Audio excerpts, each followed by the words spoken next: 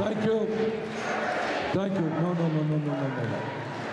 All right, I would tell everybody to sit down, but there aren't enough seats, so you can't sit down. Let me begin by introducing my wife. We just celebrated our 27th wedding anniversary.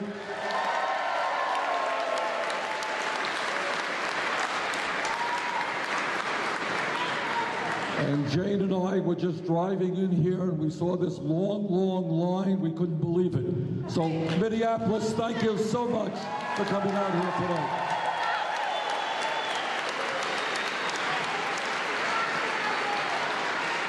And let me also apologize. We didn't have enough food. This is about 10 days ago, we said we're going to be in northern Iowa. Let's go to Minnesota. We'll have a few people show up. We asked the SEIU if we could use their hall. Say, fine, 200 people. That wasn't going to work. We came here. This is not big enough. We ran out of food.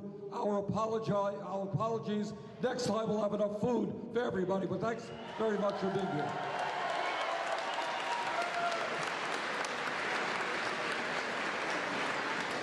Let me just tell you about the kind of week that we've had, which is pretty crazy. On Tuesday, we started off by formally kicking off the campaign in my hometown of Burlington, Vermont, and we had over 5,000 people coming out. Then we went to New Hampshire, standing room only, and event after event after event. Last couple of days, we've been in Iowa, just an extraordinary response. And look at what we're doing here today in Minneapolis.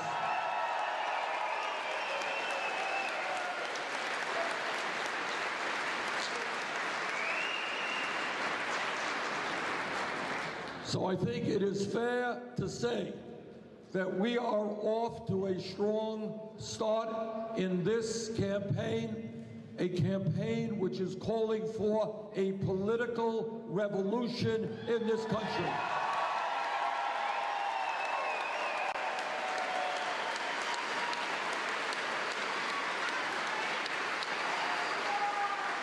Now, what I want to say, and this is what I mean from the bottom of my heart, and also it's everything that I believe intellectually. I heard the chants, Bernie, Bernie, Bernie, and I appreciate that, but this is not about Bernie. It really is about you. And when I talk about a political revolution, what everybody here has got to understand is that the billionaire class and their representatives in Washington are so powerful that the best president in the world cannot defeat them alone. We need a mass movement of millions of people.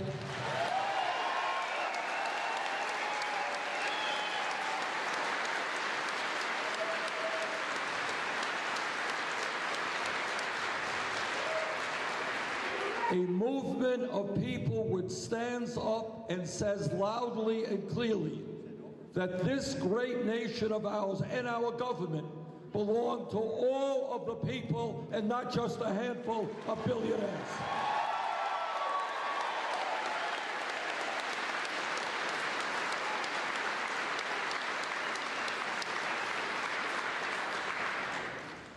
This country today faces more serious problems than at any time since the Great Depression.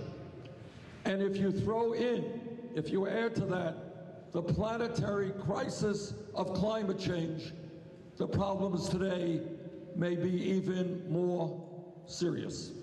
And here is my promise to you for this campaign.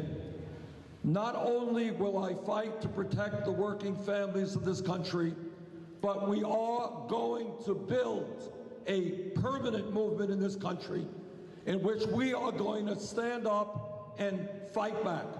And we're going to do that not necessarily with millions of 30-second TV ads. We're going to go directly to the people in meetings like that.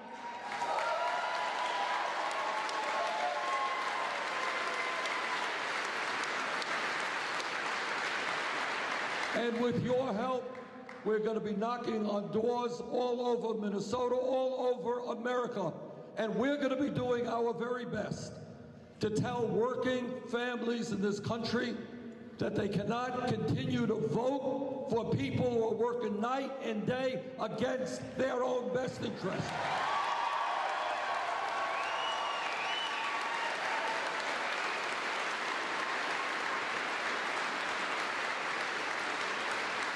I don't mind it, and I expect it, that the Koch brothers and Wall Street and ExxonMobil and all of the big money interests will be against us. That I expect. But it breaks my heart to see working class people, middle class people, voting for folks who are taking away their health care, sending their jobs abroad.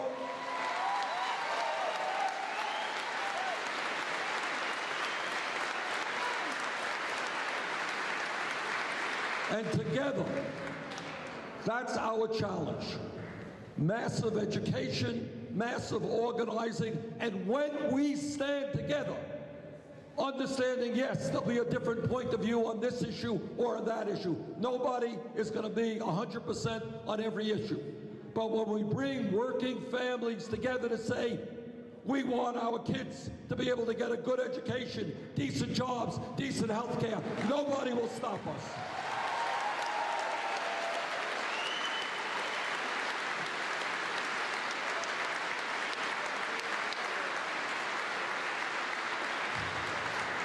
Let me just very briefly give you an overview of some of the issues that we are going to be campaigning on. To my mind, the most significant issue we face is the grotesque level of income and wealth inequality in America today.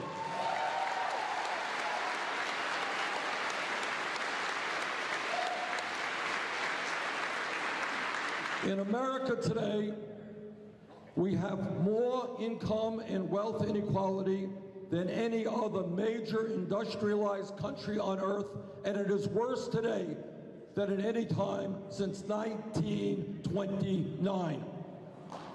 The issue of wealth and income inequality is the great moral issue of our time.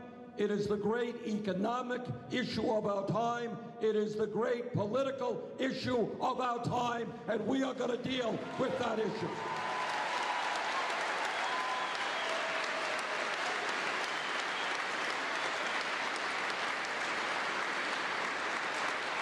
And let me be very clear about this, and let me tell this to the billionaire class that today has it all.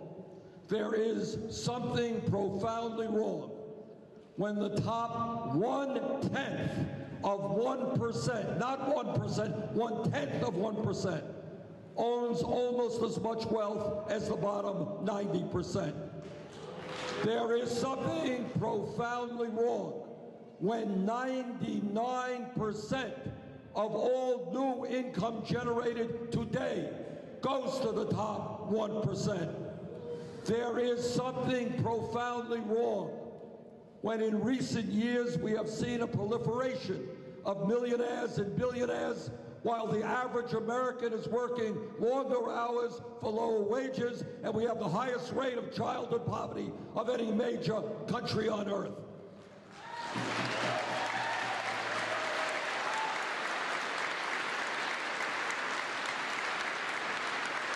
There is something profoundly wrong when one family in this country owns as much wealth as the bottom 130 million Americans.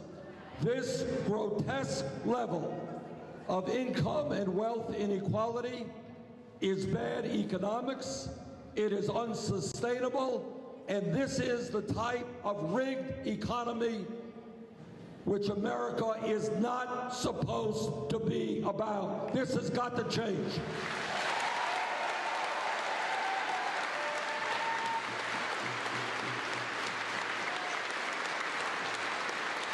And working with you together, it is going to change, because we are going to create an economy that works for all the people and not just a handful of people on the top.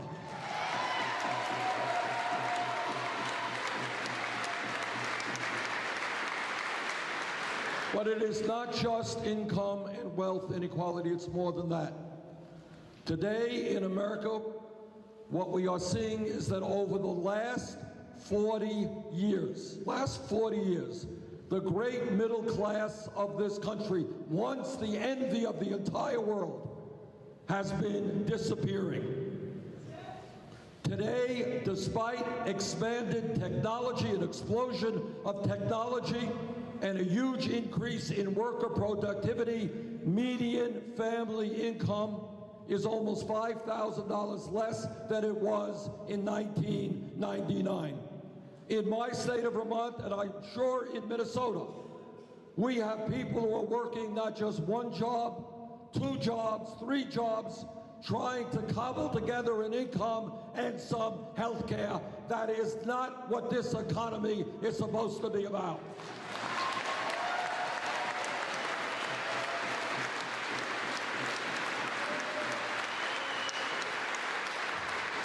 The truth is that unemployment in America is not 5.4%. That's the official statistic that you see when you pick up the paper. If you include those people who have given up looking for work and those people who are working part-time, real unemployment in America today is close to 11%.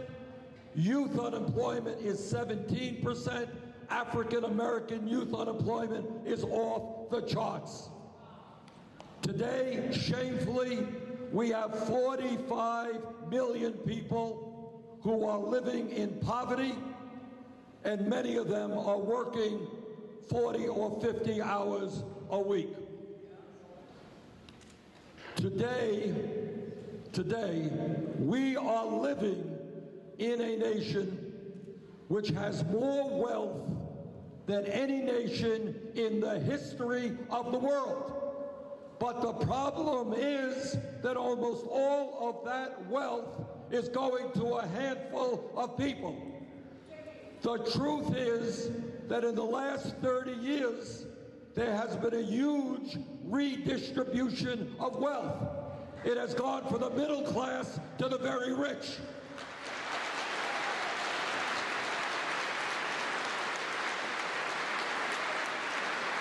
And what we are saying today is enough is enough. We want that wealth to come back to the working families of this country.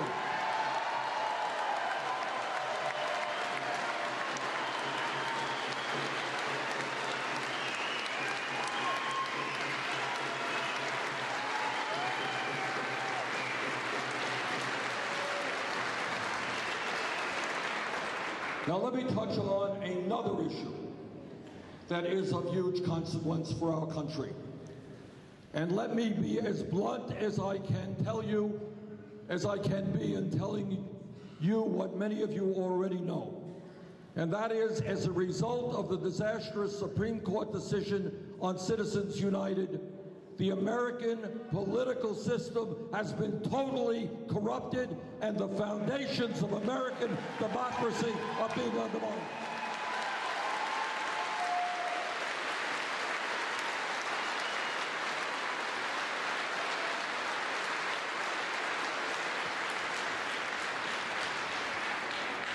What the Supreme Court essentially said to the wealthiest people in this country, to the billionaire class, what they said is, you guys already own much of the economy. Now we're going to give you the opportunity to own the United States government and state governments all over this country.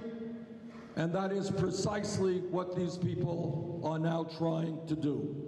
American democracy is not about billionaires being able to buy candidates and elections. It is not about the Koch brothers, Sheldon Adelson, and other incredibly wealthy individuals spending billions and billions of dollars to elect candidates who will make the rich richer and everybody else poorer. There was recently a media report which suggests that the Koch brothers themselves, one family, second wealthiest in America, one family will spend more money in this election cycle than either the Democratic Party or the Republican Party. Brothers and sisters, that is not democracy. That is a movement toward oligarchy.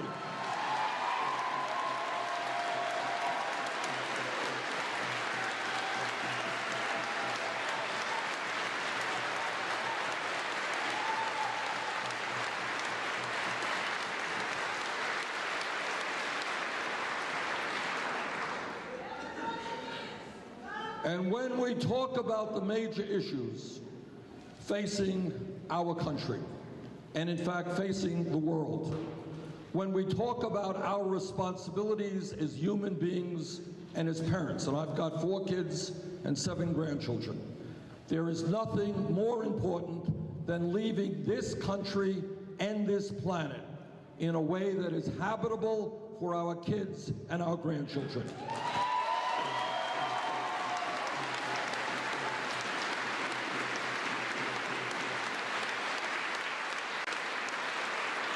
The debate is over. The scientific community is virtually unanimous. Climate change is real. Climate change is caused by human activity. Climate change is already causing devastating problems in our country and around the world. And if we do not get our act together in years to come, the situation will be substantially worse. What the scientists are telling us, if we allow business to go on as usual, by the end of this century, the planet Earth could be 5 to 10 degrees Fahrenheit warmer, more drought, more floods, more extreme weather disturbances, more rising sea levels, more ocean acidification, more famine, more disease, more human suffering. We must not allow that to happen.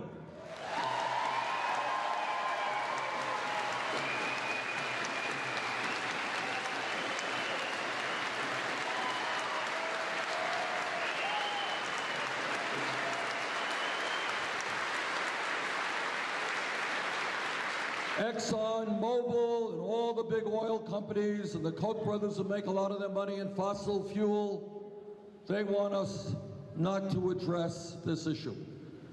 But we understand that as caretakers of our environment, as people who enjoy the beauty of our country and the planet, we are not going to allow them to destroy this planet for their short-term profits.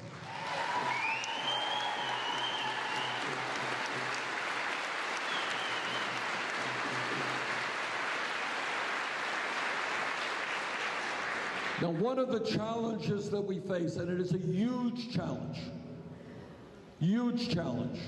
is that the American people are very disillusioned with the political process. They are very demoralized. In the last midterm elections, 63% of our people didn't vote. 80% of young people did not vote. And all over this country, people are hurting.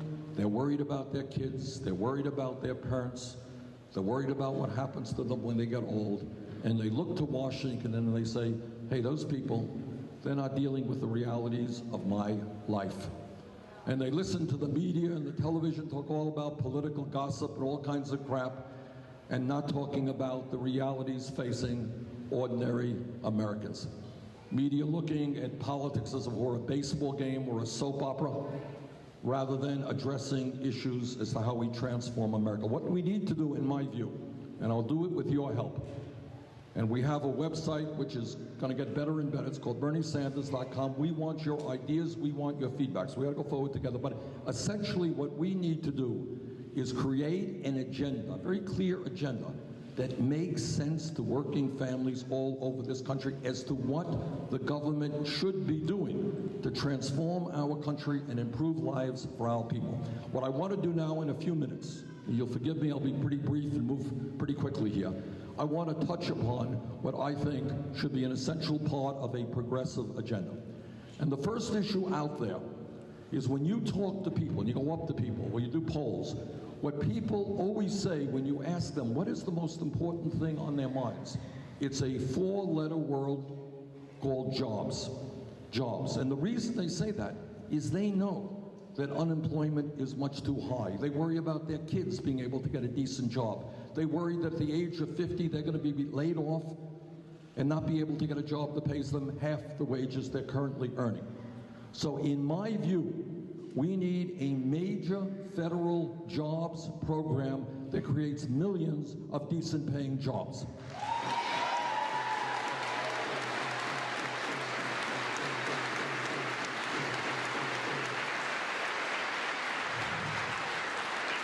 And at a time when our infrastructure is crumbling, when our roads, our bridges, our water systems, our wastewater plants, our airports, our rail, our levees, and our dam need an enormous amount of work, we have got to invest heavily in rebuilding this infrastructure. And when we do that, we make this country more efficient, more productive, and safer, and we can create, with a $1 trillion investment, which I have proposed, up to 13 million decent-paying jobs.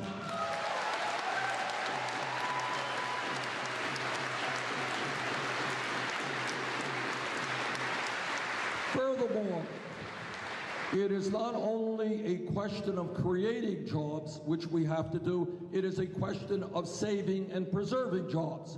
You are looking at a United States Senator who has voted against trade agreements like NAFTA.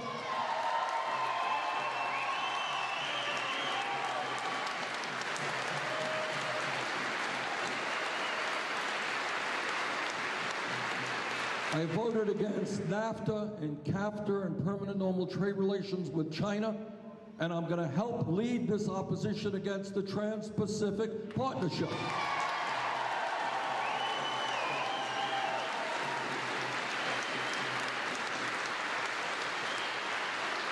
The truth is that since 2001, in Vermont, in Minnesota, and all over this country, we have lost almost 60,000 factories and millions of decent-paying jobs. We all know who wrote these trade agreements, that every corporation in America and the drug companies and Wall Street write them, and what their goal is to create a situation where they can shut down in America and move to low-wage countries. And our job is to tell them that we want trade agreements that are fair for American workers and workers abroad, and we want them to start creating jobs in America, not just in other countries around the world.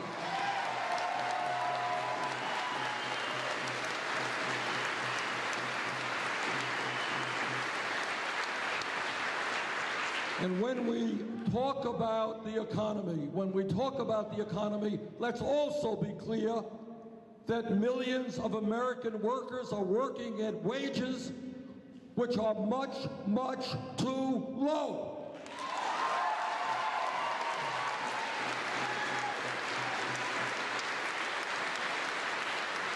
The current federal minimum wage of $7.25 an hour is a starvation wage.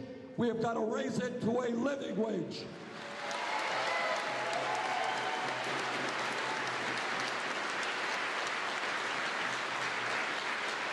As some of you may know, the city of Los Angeles recently raised the minimum wage there to $15 an hour over a period of a few years. They did exactly the right thing.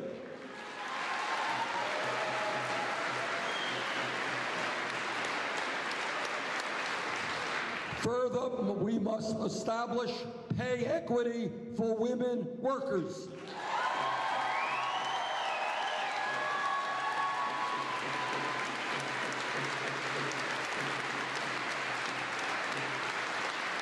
It is indefensible. It is unacceptable that women doing the same work as men make 78 cents on the dollar. That's got to change.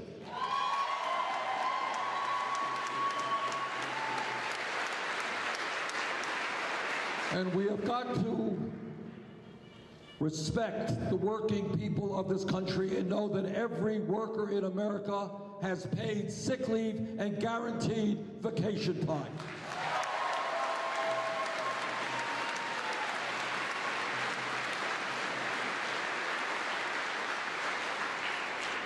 Now, when we deal with income and wealth inequality, what we have to understand is not just that the wealthiest people in this country and the largest corporations are doing phenomenally well. What we also have to understand is that we have a tax system which is written by these very same people and is grossly unfair. So let me be very clear, and let me tell all of the billionaires who are watching that TV, if I'm elected president, you're going to start paying your fair share of taxes.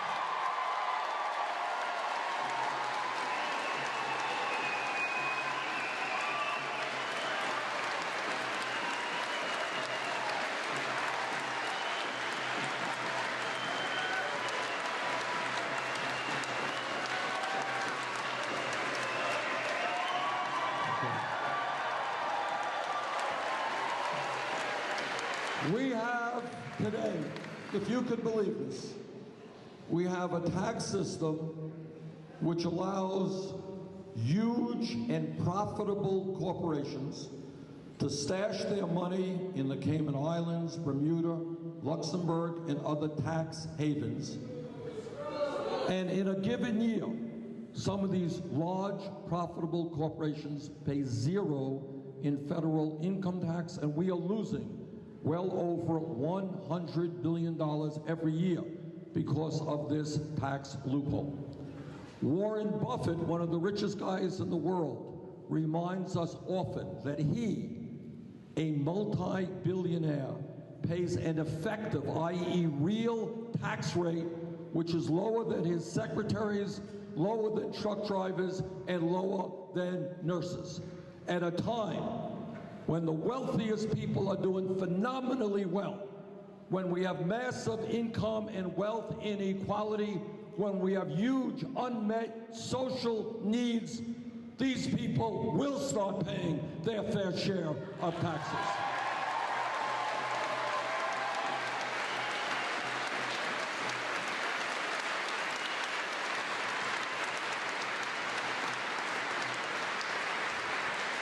And getting back to campaign finance reform and this disastrous Supreme Court decision, let me just say this. I've said it before and I say it again.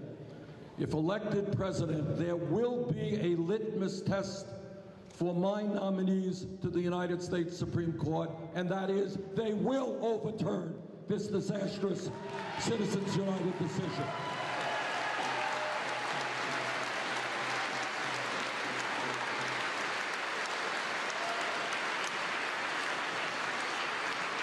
Now, some of you may know and some of you may not know that shamefully, the United States of America today is the only major country on earth that does not guarantee health care to all people as a right.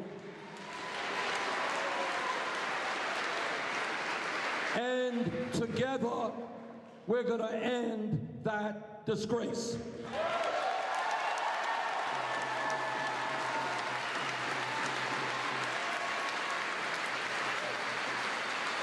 Despite the modest gains of the Affordable Care Act, today 35 million Americans still lack any health insurance, and millions more are underinsured with large copayment and large deductibles.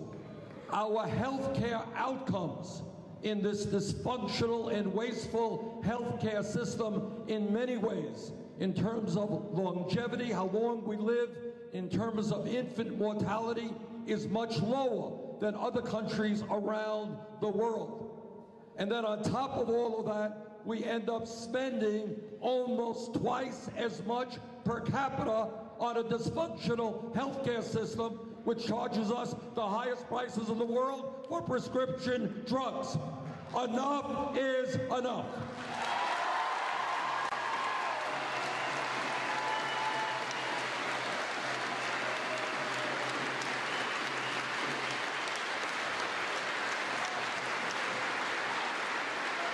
It is my view, and something that I believed from my first day in politics decades ago, that health care must be a right for all of our people, and we must move toward a Medicare for all single-payer program.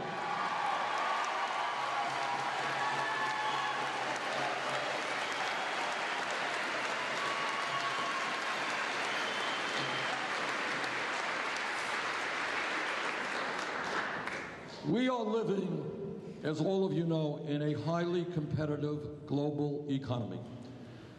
And in an economy like that, it goes without saying, no one can deny that we need the best educated workforce that we can have.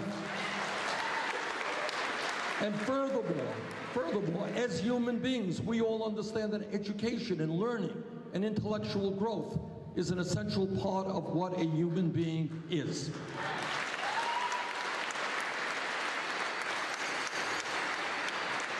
And yet, in America today, we have the totally absurd and insane situation that when we need more and more qualified, well-educated workers, today, tragically, hundreds of thousands of bright, capable young people are giving up the dream of a higher education because their families do not have enough money. And on top of that, we have the insanity of millions of people, not just young people, now middle-aged people, who are oppressed with these outrageous student debts which go on decade after decade.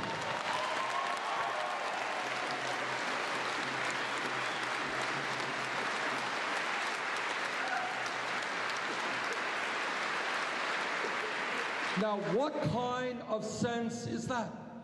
What our job is to encourage people to get the best education possible, to say that in a civilized democratic society, education is at the top of our priorities, not to put impediments in the way of working class kids. I have recently proposed and will fight to implement, as President of the United States, legislation which provides free tuition at every public college and university in America.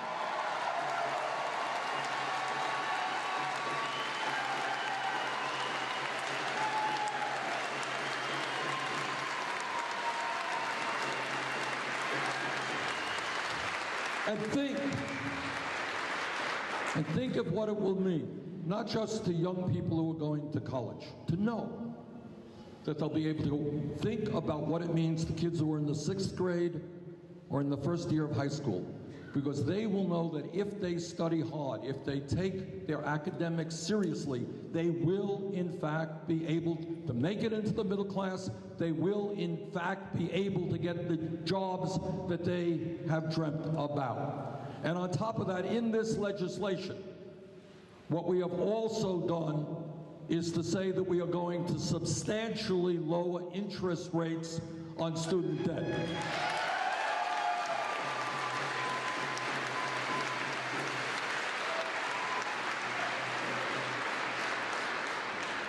Let me touch on one other issue. I am the ranking member of the Budget Committee, which means the leader of the opposition. And I want to tell you something. Media kind of forgot to report this, so I will mention it to you. At a time when our middle class is disappearing, at a time when families in Minneapolis and in Vermont are having a hard time feeding their kids, at a time when elderly people are forced to choose between heating their homes in the winter or buying medicine or getting the food that they need, at a time when working class families cannot afford to send their kids to college, here's what the Republican budget that passed Congress last month does. It throws 27 million people off of health insurance. Throws them off. It ends the Affordable Care Act.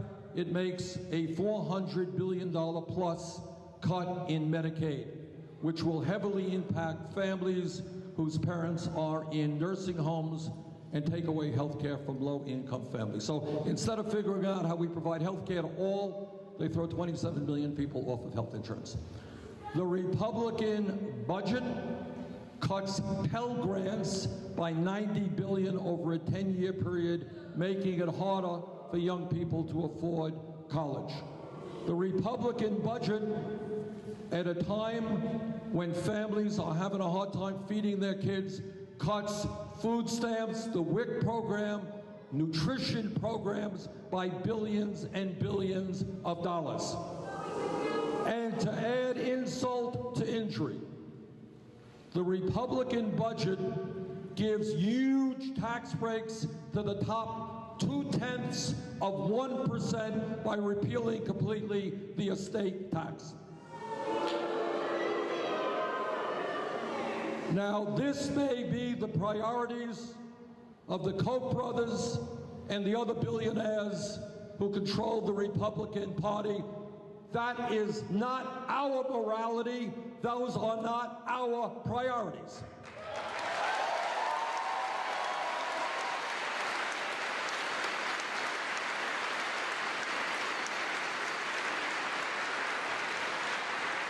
And for those people who say that we've got to cut Social Security, that we've got to cut benefits for disabled veterans, we say over our dead bodies.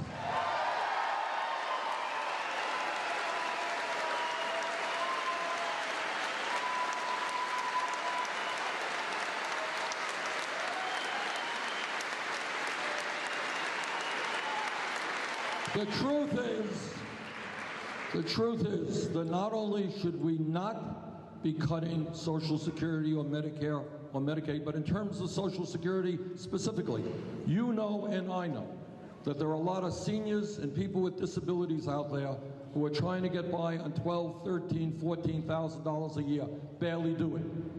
Instead of talking about cutting Social Security, we're going to be expanding Social Security benefits.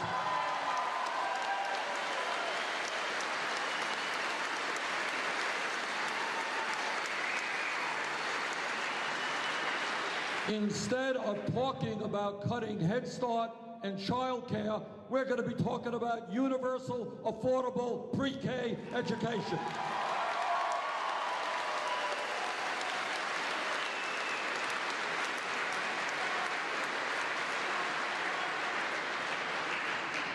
Now, I think some people out there may say, well, you know, what Bernie's talking about is kind of expensive and it's kind of radical. But let me tell you, really, it is not. And what I hope very much, you do not get caught up in the mindset that is so pervasive around our country today. And the mindset is, well, we have a deficit. Should we cut education by $5 billion or $20 billion? And the liberals say, only cut it by $5 billion. Should we throw this many people off of health care or that many people off of health care? Should we give this big a tax break to the corporations or only a little bit of a tax break to the corporations? We have got to change that mindset and that worldview. In the wealthiest country in the history of the world,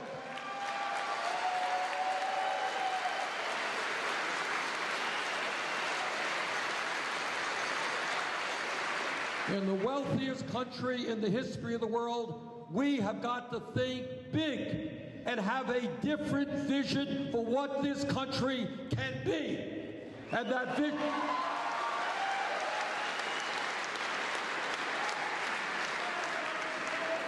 We have seen trillions of dollars over the last 30 years transferred from working families and the middle class upward. And that is the premise under which we begin this discussion. Can we afford as a nation to provide free tuition in colleges? Of course we can. Can we have a high-quality, excellent child care system which is affordable to working families? Of course we can. Can we join the rest of the industrialized world and have a national health care program guaranteeing health care to all of our people? Of course we can.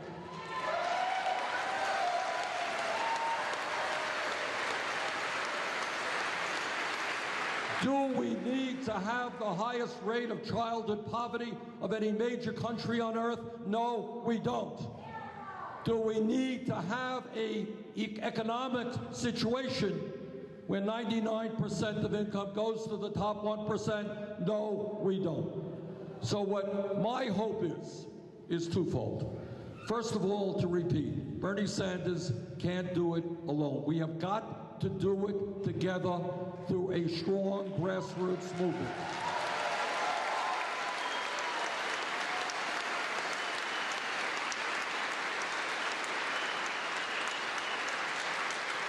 And second of all, we have got to think big, not small. We have got to, in our own minds and our own hearts, imagine a nation and a government which works for all of us, not a government dominated by a handful of billionaires and campaign contributors and well-paid lobbyists. We can create that America, because when we stand together, there are a heck of a lot more of us than them. So let's go forward together. Thank you very, very much.